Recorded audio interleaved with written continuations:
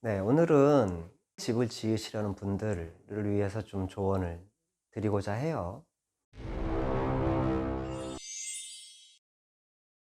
많은 문제점이 생기니까 오늘의 얘기는 그런 문제를 좀 가급적 피하고자 드리는 조언이라고 생각하시면 될 것 같아요.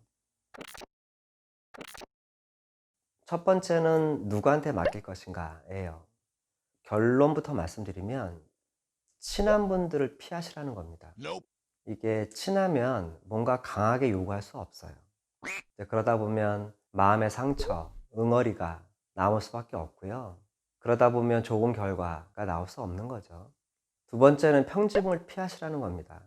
근데 집짓는데 로망이 있어요. 평지붕에서 해지는 석양을 바라보면서 커피 한 잔, 근데요, 짓고 나면 안 해요. 평지붕은 우리나라 건축 시장의 어떤 골조의 품질, 그로 인해서 비롯된 구배, 방수, 단열, 기타 복합적으로 굉장히 까다로워요. 남들은 뚝딱뚝딱 잘하던데, 근데 그게 잘 안 돼요, 사실은. 그래서 가급적 박공지붕으로 하시길 좀 권해드리고요. 세 번째는 2층이에요.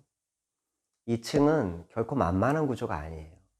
2층을 만들기 위해서 늘어나는 가설재부터 시작해서 무슨 각종 설비, 배관들, 2층으로 정해지는 순간 공사비가 확 올라갈 수밖에 없고요. 특히 2층을 만들면 면적이 자연스럽게 늡니다. 본인의 요구사항이나 상관없이 꼭 그 계단의 면적만 늘어나는 게 아니라 각종 동선을 처리하기 위한 면적들이 굉장히 커져요. 그래서 공사비 압박을 받을 수밖에 없고요. 그래서 많은 분들이 계단실 하부에다 화장실 같은 걸 두고 공간을 아꼈다, 경제적으로 썼다고 말씀하시는데요. 반대로 얘기하면 계단 면적이 1, 2층 합쳐서 한 4평 되거든요. 그러면 큰 방 면적이에요. 그래서 결과적으로는 큰 방 하나 사라진 거고 아주 불편한 화장실만 남는 거예요. 근데 또 그렇다고 해서 무작정 단층을 하시라는 건 아닙니다.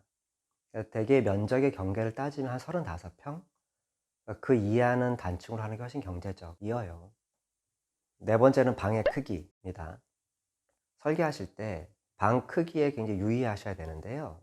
방은 사실 그냥 자는 용도일 가능성이 굉장히 높거든요. 한두 사람이 자기 위해서 생각보다 큰 면적이 별로 필요하지 않아요. 그래서 방의 크기는 가급적 작게 하셔야 결국 전체 면적을 줄일 수 있어요. 면적이 꼭 공사비니까. 그래서 꼭 이 방 크기가 필요한가, 그걸 꼭 면밀히 따질 필요가 있다는 겁니다. 다섯 번째는 지하층이에요.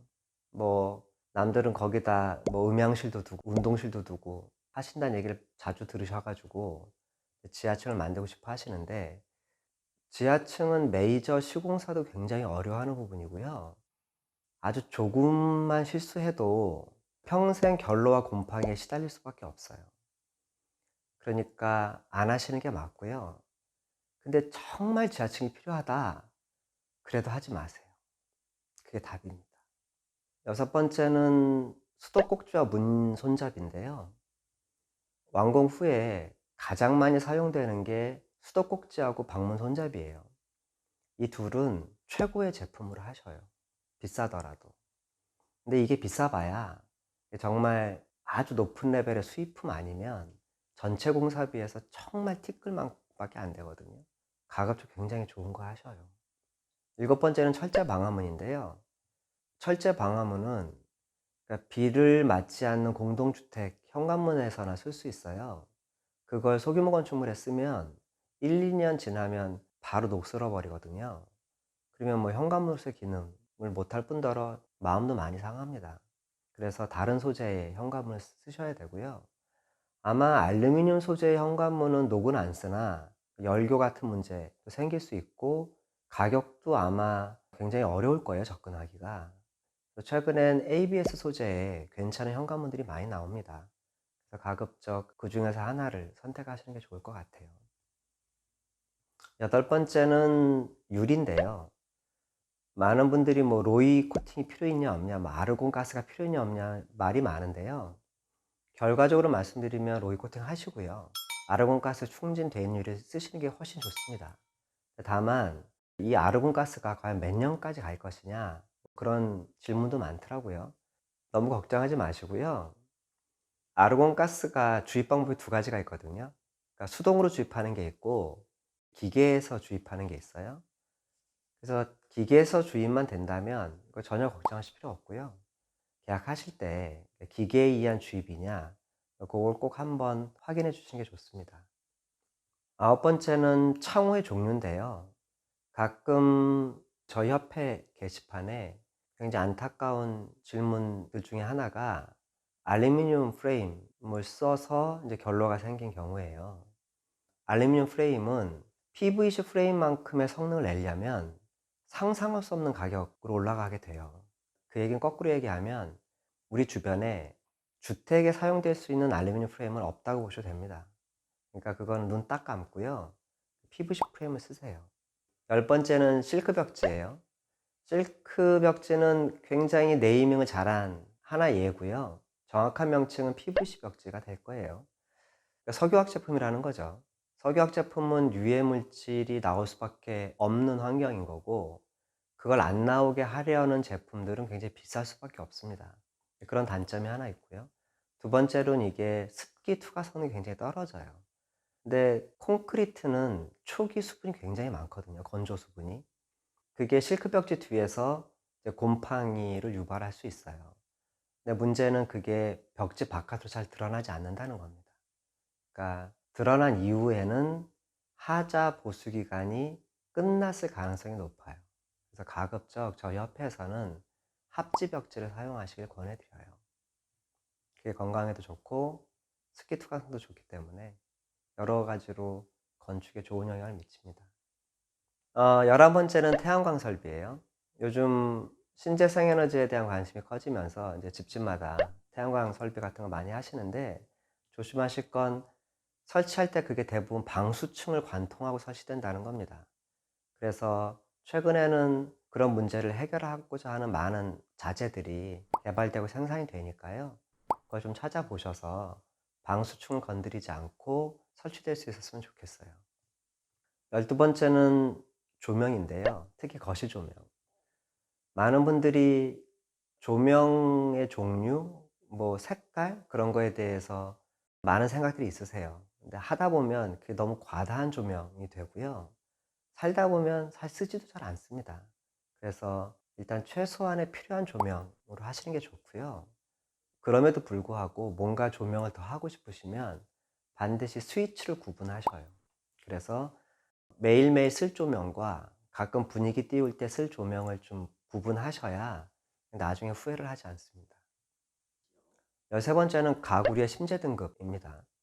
우리나라는 모든 가구에 들어가는 판재에 대한 유해성 등급을 표기하도록 되어 있는 국가예요. 등급이 이제 슈퍼 이제로, 이제로, 이원 그렇게 쭉 나가는데요. 법적 하한선 2원이에요. 근데 많은 가구 회사들이 본인들은 이 원을 썼다고 친환경 가구라고 주장을 하는 거예요. 근데 그게 좀 생각해 보면 좀 웃기거든요. 법의 하한을 지켰다고 친환경이냐? 그거는 좀 생각해 볼 여지가 있다는 거죠. 이 가구의 심재 등급이 얼마큼 중요하냐면 모든 걸 다 친환경으로 해도 이 가구가 들어오는 순간 눈이 따끔하고 이제 매큼한 냄새가 나는, 그러니까 보통 새집 냄새라고 하는 게 사실은 거의 다 가구에서 나오게 돼요. 그래서 가족의 건강하고 직결되는 문제니까 가급적 E0 등급 이상의 가구를 사용하시길 권해드립니다. 그 다음은 설계할 때 굉장히 큰 도움이 되는 내용인데요. 비전공자분들은 방의 크기 같은 거에 대한 감각이 굉장히 부족하세요. 그러다 보니까 뭐 골조가 올라간 뒤에 방이 크니 작니, 그래서 이제 시공사하고 다툼의 시작이 시작되는데요. 그걸 좀 피하는 가장 쉬운 방법은 지금 살고 있는 공간의 크기에 가장 익숙하시니까 그것을 같은 스케일로, 그러니까 같은 축척이죠. 제일 편한 건 그 1cm 크기의 모눔 종이 칸에다가 그리신 다음에 그걸 가위로 오려서 설계하고 있는 도면 위에다 한번 올려보시는 거예요. 그래서 지금 살고 있는 방에 비해서 얼만큼 큰지 작은지 그걸 좀 굉장히 즉각적으로 알 수 있어요. 이 방법이 나중에 크게 후회할 일을 많이 줄여줄 수 있는 좋은 방법이 돼요. 그리고 타일류들의 여유분을 얼만큼 가져가느냐, 그건데요. 뭐 천재지변이 아닌 이상 보통 외부 마감재는 한 30장, 내부 마감재는 한 5장 정도 여유를 갖고 가시면 크게 무리가 없습니다. 마지막은 잔금인데요. 공사비 잔금. 많은 분들이 여기저기서 얘기를 듣는 것 같아요. 잔금은 안 줘도 돼. 혹은 뭐 어떤 문제가 생길지 모르니까 잔금은 잡아도, 뭐 그런 얘기를 하시는 것 같아요. 근데 그건 너무나 불합리한 판단이고요. 왜냐하면 계약 전에 공사비는 이미 깎을 만큼 깎았어요. 근데 잔금마저 뭔가 지불이 안 되면 시공사는 그냥 죽습니다. 누가 죽을 걸 뻔히 알면서 공사를 제대로 하겠어요. 특히나 건축주가 계약부터 잔금을 어떻게 해봐야지라는 생각을 한다는 건, 입장을 바꾸면 시공사가 계약하면서 나 여기서 좀 빼먹어야겠다, 그 생각하는 거하고 똑같은 거거든요. 서로 너무 안 좋다는 거죠. 그래서 뭔가 하자가 걱정되면 정당하게 하자 보증증권을 끊어서 처리하는 게 맞고요. 공사를 열심히 한 만큼 당연히 잔금은 당연히 지불해야 될 비용이라고 생각하시고 계약하시는 게 맞습니다. 여기까지가 제가 드릴 수 있는 간단한 조언이었고요. 물론 이제 드릴 말씀 굉장히 많으나 다음에 또 좋은 기회가 있을 것 같고요. 아무튼 이런 것들을 바탕으로 좋은 결과로 이어지길 바라겠습니다. 고맙습니다.